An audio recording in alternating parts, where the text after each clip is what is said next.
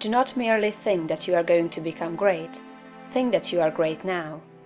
Do not think that you will begin to act in a great way at some future time. Begin now.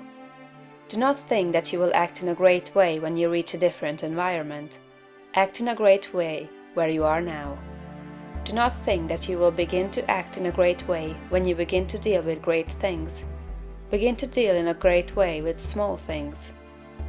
Do not think that you will begin to be great when you get among more intelligent people or among people who understand you better.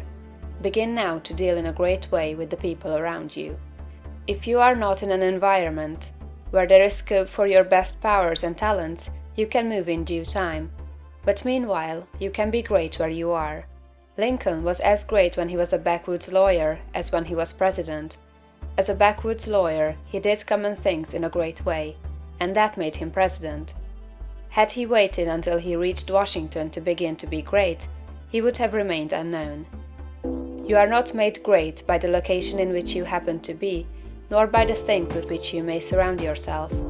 You are not made great by what you receive from others, and you can never manifest greatness so long as you depend on others. You will manifest greatness only when you begin to stand alone. Dismiss all thought of reliance on externals, whether things, books, or people. As Emerson said, Shakespeare will never be made by the study of Shakespeare. Shakespeare will be made by the thinking of Shakespearean thoughts. Never mind how the people around you, including those of your own household, may treat you. That has nothing at all to do with your being great. That is, it cannot hinder you from being great.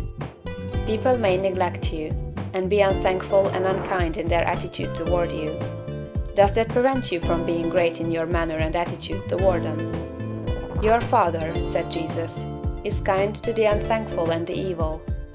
Would God be great if he should go away and sulk because people were unthankful and did not appreciate him? Treat the unthankful and the evil in a great and perfectly kind way, just as God does. Do not talk about your greatness. You are really, in essential nature, no greater than those around you.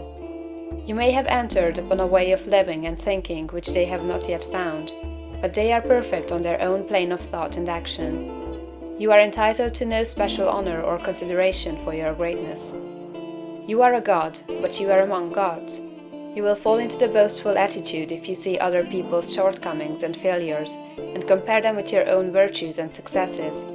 And if you fall into the boastful attitude of mind, you will cease to be great and become small. Think of yourself as a perfect being among perfect beings, and meet every person as an equal, not as either superior or an inferior. Give yourself no airs. Great people never do. Ask no honors and seek no recognition. Honors and recognition will come fast enough if you are entitled to them. Begin at home. It is a great person who can always be poised, assured, calm, and perfectly kind and considerate at home. If your manner and attitude in your own family are always the best you can think of, you will soon become the one on whom all the others will rely. You will be a tower of strength and a support in time of trouble. You will be loved and appreciated. At the same time, do not make the mistake of throwing yourself away in the service of others. The great person respects himself. He serves and helps, but he is never slavishly servile.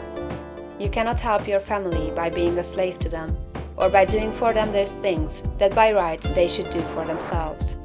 You do a person an injury when you wait on him too much.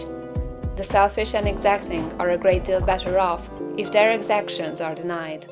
The ideal world is not one where there are a lot of people being waited on by other people. It is a world where everybody waits on himself. Meet all demands, selfish and otherwise, with perfect kindness and consideration. But do not allow yourself to be made a slave to the whims, caprices, exactions, or slavish desires of any member of your family. To do so is not great, and it works an injury to the other party. Do not become uneasy over the failures or mistakes of any member of your family, and feel that you must interfere. Do not be disturbed if others seem to be going wrong, and feel that you must step in and set them right.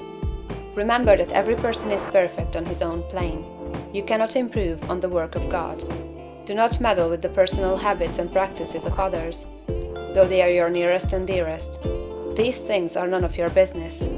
Nothing can be wrong but your own personal attitude. Make that right, and you will know that all else is right.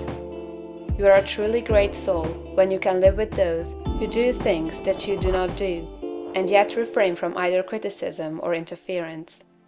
Do the things that are right for you to do, and believe that every member of your family is doing the things that are right for him. Nothing is wrong with anybody or anything. Behold, it is all very good. Do not be enslaved by anyone else, but be just as careful that you do not enslave anyone else to your own notions of what is right. Think, and think deeply and continuously. Be perfect in your kindness and consideration. Let your attitude be that of a god among gods, and not that of a god among inferior beings. This is the way to be great in your own home.